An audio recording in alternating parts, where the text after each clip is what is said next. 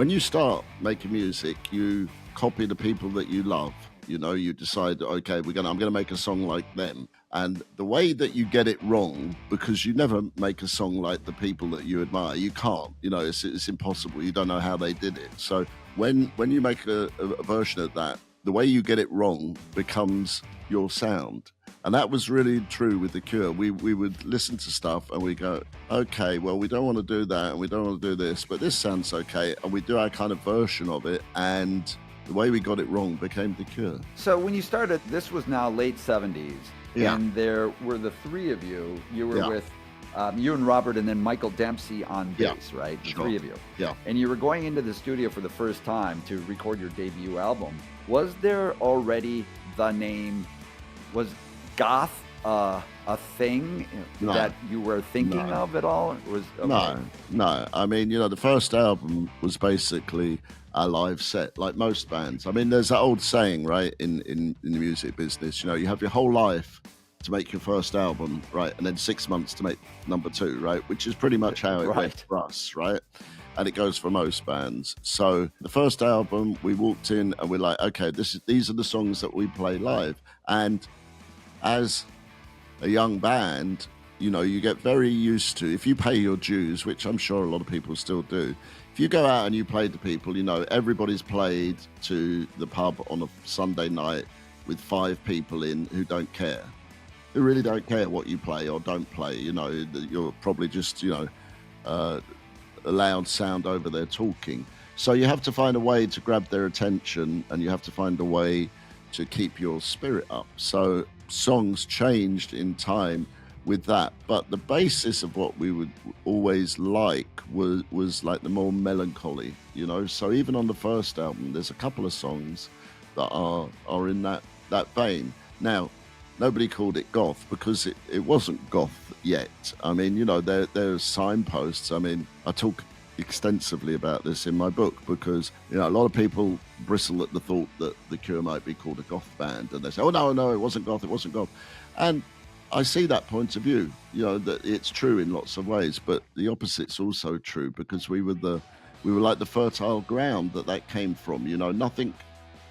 You know, maybe I go out on a limb and say that it wouldn't have happened quite the way it happened if it hadn't have been for us and a few other people that I name in the book. It's like that's the place where it came from, and nobody, I don't care what band you are, nobody goes, okay, it's January the 1st, 1977, we're going to make punk music now, and that's what it's going to be called. That's what everybody's going to call it, and they're going to love it. I mean, I remember going to see The Clash, and Siouxsie were opening for them, right, from New York.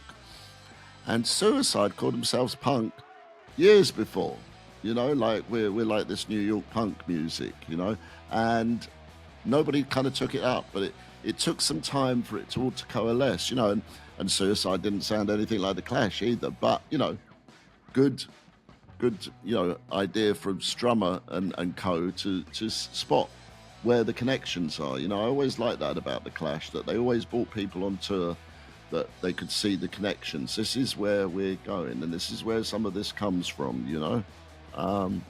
It's very true. So because it's the name of your book, what does goth mean then to you? Goth is not really a subculture. People sort of think of it. A good friend of mine, Kathy Unsworth, who's a journalist in England, she's written a book about it as well. And she also said to me the other day, because I did a book event in London with her, she said, you know, it's really good that you actually came out and called it goth and said, yes, this is what it is. Because she said, a lot of times, she said, people avoid it because the mainstream press sort of tries to defang the music by calling it that, because like if you can go, okay, well, it's about bats and coffins and graveyards, you know, you could do like exactly what you just did. It's a smile comes to your face and people go, oh, well, it's not that serious then, and we can ignore it, you know, or we can just sort of pull it by. But actually it's very serious. You know, I spent 40 years going around North America.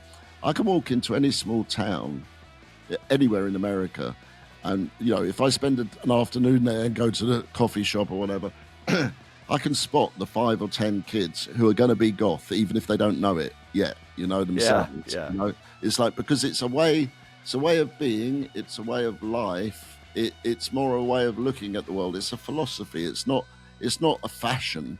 The fashion comes with it, but that's not the main part about it. And the music as well.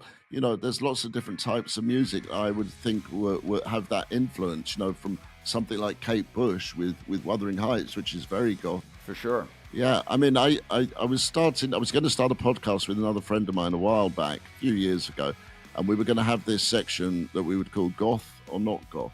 And so we bring up people. I love it. Right, we bring up people. It wasn't my idea, it was my friend's idea. I have to tell him that. We brought up this thing, we go, okay, we'd name two people. So we'd go, okay, Michael Jackson, probably goth, right? He was pretty goth, right?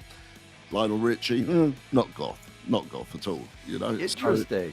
So you can pick out the elements, and that's what I'm looking at. I'm looking at the elements that make up things. I mean, there would be no, and I'm sure you'll get a lot of letters about this, or what people get nowadays, email. Billie Eilish, there'd be no Billie Eilish without goth. That's part of it. That's its manifestation later on. But I think it was all the things that we were listening to, all the types of music. It was also all the things we were reading, which doesn't affect a lot of music intentionally. It affects it unintentionally, but for us it was very much part of it. We wanted to be, a lot of late 70s or mid 70s rock music was very certain and braggadocious, and like, hey, I feel like making love, and we are the champions. It's very on the outside, and external. It's external. And for us, a lot of what we were thinking about was internal, and we wanted to express that, and that requires some vulnerability. We had actually started a song like Boys Don't Cry. Michael has a very good remembrance about that, but I'll bring that up later because it makes more sense when I tell the story of how we came about that song.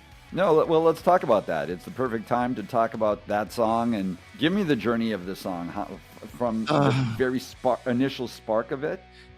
We had heard bands like Buzzcocks and loved the fact that they were writing songs that were punky, but were also like, great pop songs, and pop songs wasn't a bad words to us. We like some pop songs. We'd grown up on things like T-Rex and Bowie and bands like that, and glam rock, and so we heard all those things. When we were going to do, I think it was that the Queen of England had an anniversary. I think it was 1977, right? And we were going to play this festival because lots of people had festivals for things like that, and so we were going to play this festival. It was a very small festival, and we had rehearsed either the night before or that afternoon, and Robert had presented us with what became the bassist for Boys Don't Cry. And we're like, Michael said, yeah, he thought it was great because it was like, it had something, it had a different feeling, and it was powerful. It was a pop song, but it was a powerful pop song. And so we played that in rehearsal, and then we went to play at the festival. That shows you how dedicated we were. We in the morning, we got up in the morning, rehearsed, and then went to this festival with like maybe 50 people at the most, lolling about on the grass, and that was it. And we played it, and people kind of reacted a little bit to it, and we thought, okay, that's a good direction to go in. There's something positive. Wasn't our first single, wasn't the first single that came out for us, but it was indicative of what we could do. Write something that's plaintive but catchy. That was a good sign for us. So that's really how Boys Don't Cry came about.